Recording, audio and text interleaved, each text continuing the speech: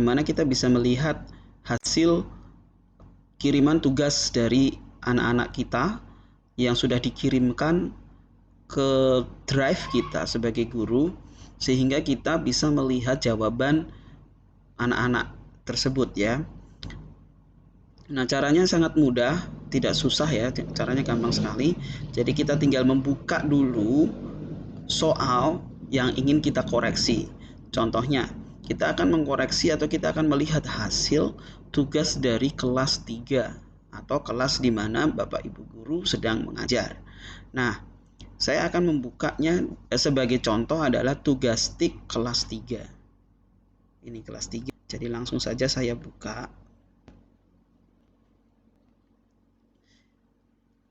Nanti setelah halaman tugasnya sudah terbuka, maka kita akan memperhatikan bagian header atau bagian atas dari form soal yang kita punya. Ini kan sudah terbuka. Di sini ada 2 tab yang harus diperhatikan. Di sini ada tab pertanyaan, ya tentulah isinya pertanyaan. Kemudian juga tab respons. Nah, untuk melihat hasil pekerjaan anak-anak, kita langsung klik di tab respons ini. Kita klik, kita tunggu halamannya terbuka secara penuh. Nah, di sini kita bisa melihat segala hal yang berkaitan dengan tugas yang sudah dikirimkan anak-anak kepada kita. Ya, kita bisa langsung saja lihat ke bawah. Di situ ada banyak hal yang kita bisa lihat sebagai perbandingan untuk kita pelajari. Ada berapa soal sih, berapa persen soal kita benar, dijawab benar, berapa persen soal yang dijawab salah, terus nomor berapa yang dijawab paling banyak salah gitu kan, kira-kira soalnya valid enggak sih gitu. Itu bisa dilihat dari halaman yang ada di bawah ini. Kita bisa geser-geser terus ke bawah. Nah, terus untuk melihat hasilnya secara keseluruhan kita bisa langsung klik pada fitur ini, yaitu lihat respons di spreadsheet. Jadi spreadsheet itu adalah satu aplikasi seperti Microsoft Office Excel. Contohnya itu adalah program spreadsheet. Jadi nanti kita bisa melihat semuanya, jawaban anak-anak, kapan jawaban itu dikirim, skornya berapa, salah di mana, itu nanti kita bisa juga lihat di sini. Nah, tapi sebelumnya saya akan balik lagi. Di sini ada 3 tab. Di sini ada tab ringkasan, kemudian di sini ada tab pertanyaan. Nah, kita bisa melihat pertanyaan-pertanyaannya ya di sebelah sini. Kemudian di sini juga langsung bisa dilihat per nama ya. 1 dari 27. Oh, ini Leticia ini. Nah, begitulah ya. Kemudian di sini kita juga bisa lihat secara individual pekerjaan anak-anak. Contoh ya, ini ada yang namanya B. Ini dari saya, jadi saya akan geser ke anak nomor 2 contohnya. Nomor 3 deh. Nah, ini nomor 3 itu ada yang namanya Febe Aurelia Alexandra. Nah, Olvi ini. Nah, kita bisa langsung lihat pekerjaannya ini. Oh, nomor 1 benar, nomor 2 benar, nomor 3 benar gitu kan. Terus kita lihat sampai ke bawah. Selama ada centang hijau berarti jawaban itu benar gitu. Tapi kan ini kita ngelihatnya satu-satu ya, anak per anak begitu. Nah, akan sangat makan waktu ya. Nah, ini kalau salah dia juga ada tanda centangnya ini. Oh, ini tanda silang merah, berarti ini dia salah. Ini pasti mamanya ngajarinnya salah gitu, atau bapaknya yang ngajarinnya salah, atau dia lupa jawaban, macam-macam lah ya. Nah, kemudian langsung saja turun ke bawah. Nah, begitu. Itu kita bisa melihat anak per anak jawabannya. Nah, ini kan bukan kita yang mau, kita nggak mau kayak gini kan. Nanti kan, ya kalau gitu kan sama aja kita ngecek manual gitu kan. Nah, makanya kita butuh satu fitur, ya ini yang spreadsheet ini. Jadi kita langsung klik saja di sini. Nah, di sini kita bisa melihat secara keseluruhan ya, dalam bentuk spreadsheet tentunya. Di sini dimulai ada kolom timestamp. Kolom timestamp ini kolom yang menuliskan kapan tugas itu dikirimkan, per tanggal, per jam, bahkan per detik. Detiknya pun tercatat ya. Kemudian di sini ada skor. Skor ini adalah satu kolom yang menuliskan jumlah skor yang diperoleh oleh murid-murid yang mengirimkan tugas mereka. Ini bukan nilai, ini beda dengan penilaian ya. Jadi ini masih dalam bentuk 250 per 250 ini kan saya punya 25 soal, satu soal saya kasih poinnya adalah 10. Jadi kalau dia benar semua, maka dia mengumpulkan skor 250 ya. Nah, kalau ternyata dia salah satu, berarti kan 250 dikurangi 10 satu soal yang salah itu. Jadi dia skornya 240. Jadi ini belum jadi nilai ya. Ini belum jadi nilai. Oke. Nah, kemudian di sini ada nama. Kemudian di sini ada kelas, kemudian di sini ada soal, ini soal nomor 1, ini soal nomor 2, ini soal nomor 3 dan selanjutnya. Nah, ini adalah jawaban-jawaban anak ya. Contoh di sini Aurel tadi, Fable tadi, di sini di nomor 1 dia menjawab Microsoft Word. Di nomor 2 dia menjawab kata, di nomor 3 dia menjawab kolom, gitu dan seterusnya ya. Kita bisa langsung cek juga satu persatu.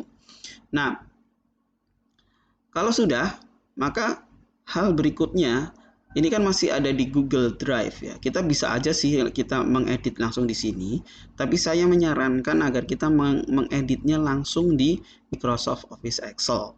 Nah, saya akan menunjukkan langkah bagaimana memindahkan form ini, data ini dari Google Drive langsung menuju ke penyimpanan lokal di laptop atau di komputer kita dalam bentuk Excel dengan langkah download. Jadi kita klik file. Kemudian ya, perhatikan judulnya ya, tugas di kelas 3 itu. Kemudian kita download. Di sini ada pilihan download, kita geser ke kanan. Kita pilih yang Microsoft Excel ini. Kita klik saja. Jadi nanti dia akan mendownload sebagai Microsoft Excel. Nanti kita bisa lihat di pojok bagian sini. Nah, ini sudah terdownload ya. Yang sudah selesai. Saya akan coba tunjukkan tugas di kelas 3. Show in folder, saya akan menunjukkan di mana hasil download ini disimpan. Nah, disimpannya di downloads. Nah, di sini ada tugas tik kelas 3 respon 1. Kenapa ada 1? Karena tadi sebelumnya saya sudah coba ya tugas tik di sini. Jadi ini yang saya akan buka. Oke. Jadi kita klik 2 kali, maka kita akan lihat data yang sudah kita download tadi dalam bentuk Excel seperti itu. Kita tunggu sampai aplikasinya ini terbuka. Oke, kalau tampilannya sudah terbuka di Microsoft Excel, maka langkah berikutnya bila kita mendapati ada bilah protected view seperti ini, kita tinggal klik tombol yang ini, enable editing. Kita klik saja, maka file kita ini, file Excel ini sudah kita bisa edit, kita bisa rubah.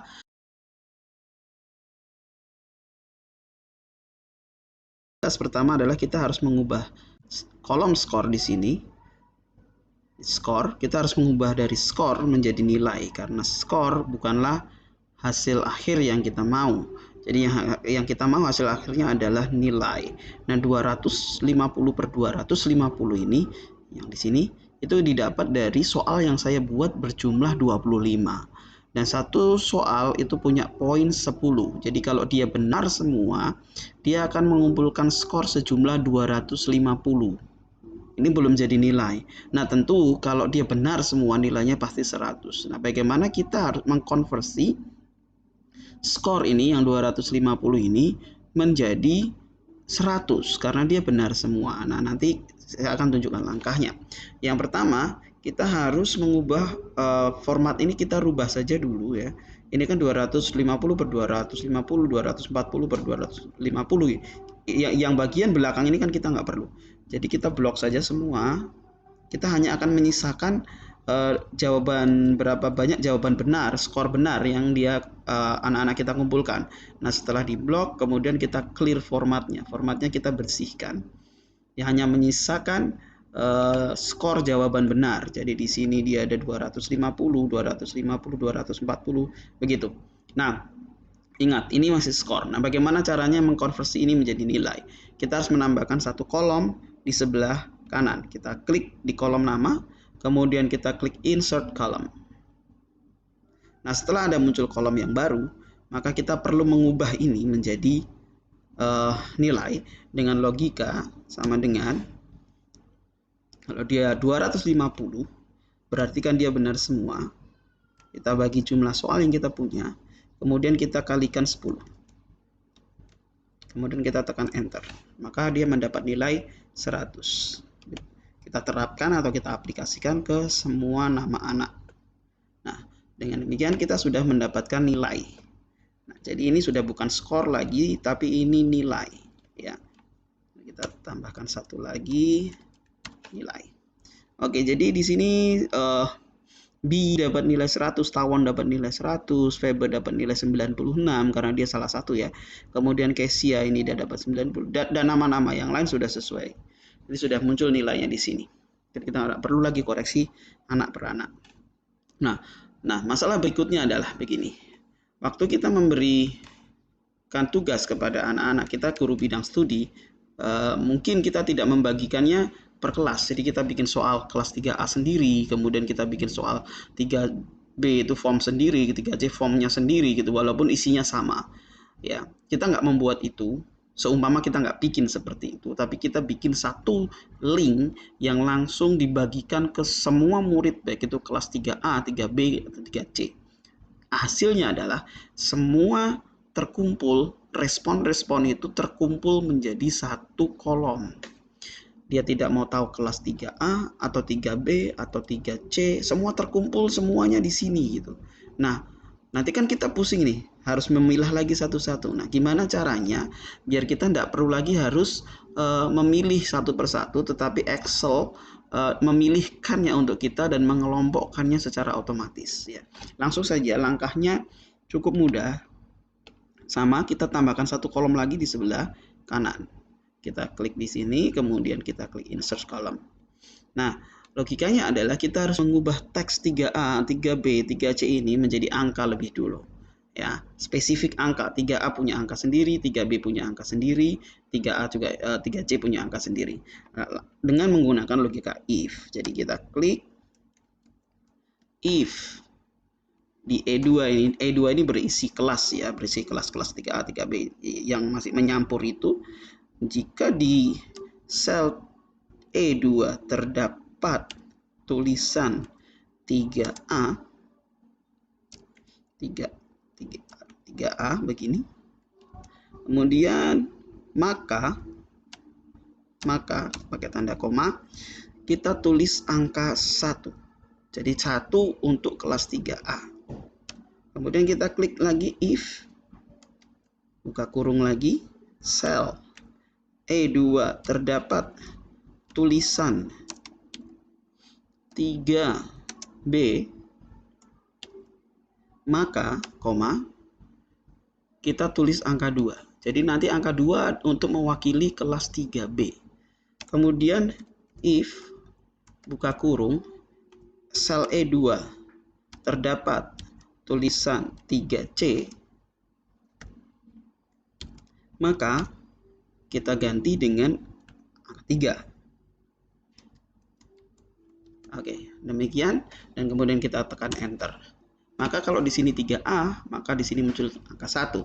Nah, ini rumus ini kita terapkan ke semua kelas ya. Sampai ke bawah.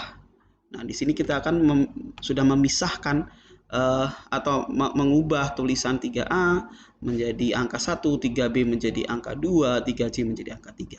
Nah, langkah berikutnya adalah kita tinggal menyusun angka-angka yang ada ini secara berurutan. Kita menggunakan fasilitas sort and filters yang ada pada Excel.